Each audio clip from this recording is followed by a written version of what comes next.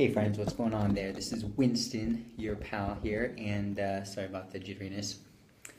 So today we're going to be talking about mind flow, and in order to talk about mind flow, I want to talk about time and how do we use time in getting to mind flow. And what is mind flow? It's something I made up, so yeah, you probably don't know quite what it is. Mind flow is when we're learning something, trying to learn something, and we want to learn at an accelerated pace. Okay, so if you like to learn, you like to grow, then having a good strategy, a good framework for learning things can really accelerate your growth. Speed reading would be a great example, right? If you like to read and you like to acquire information through reading, then learning to speed read will allow you to condense the amount of time you need to absorb information. Or said alternatively, you can absorb more information in less time, right?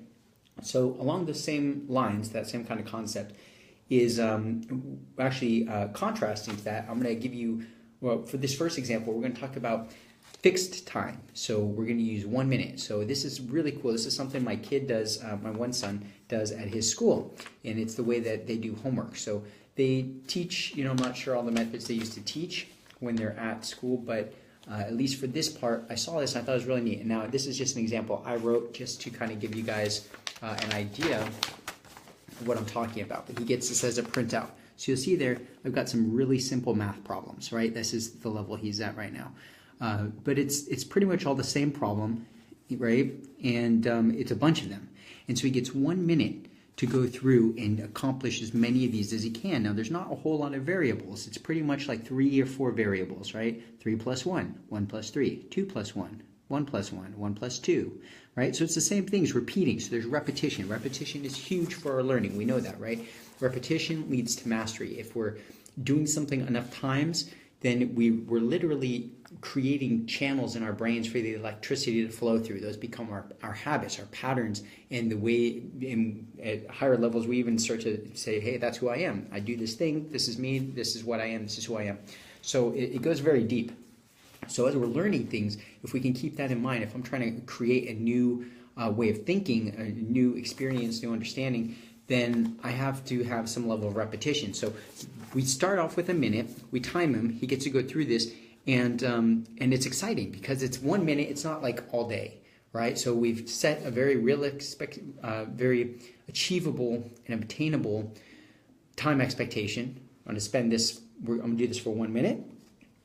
So he knows how much, and then he's going to do as many of these as he can. So he's focused, super getting in flow, boom, boom, boom, knocking these out, and then he's done, right? Relax, sit back.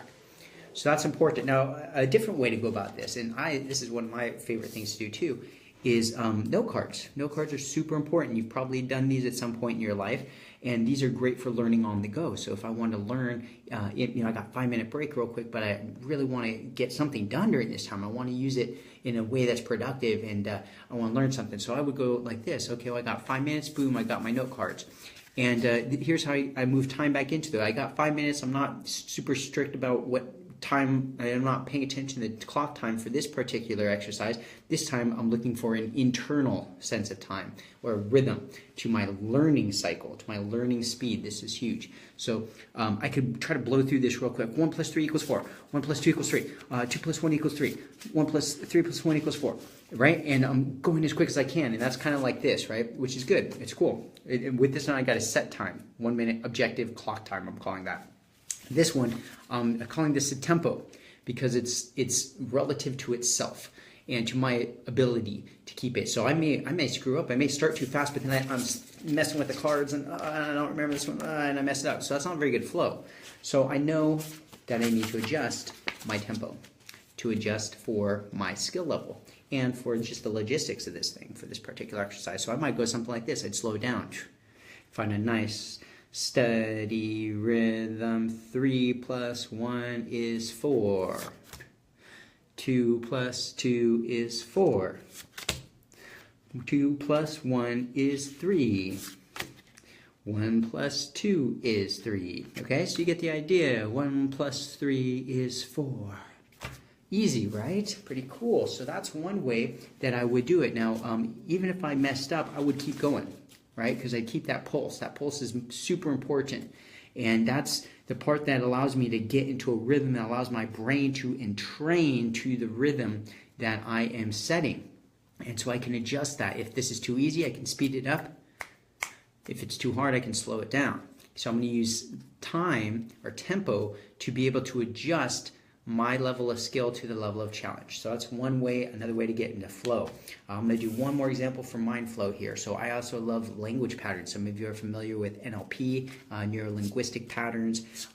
I'm big into that, and just using language to create reality. I mean, the language that we use literally creates our experience of the world, our perception of the world, and therefore our own subjective reality. So here's a deck of cards I use a lot to practice, and I'd like to just kind of go through them. And when I find myself going through them in a nice steady rhythm, it becomes very flowing for me. So I just shuffle these up. I'm going to go through some examples and just try to give you an example of how I might practice something like this. I keep these with me a lot. So, okay. So what's my theme for these cards? I'm going to say getting you into a flow state. I want you to experience some mind flow, some flow right now for yourself. So it goes a little something like this. I'm extremely glad that you are here to experience flow now.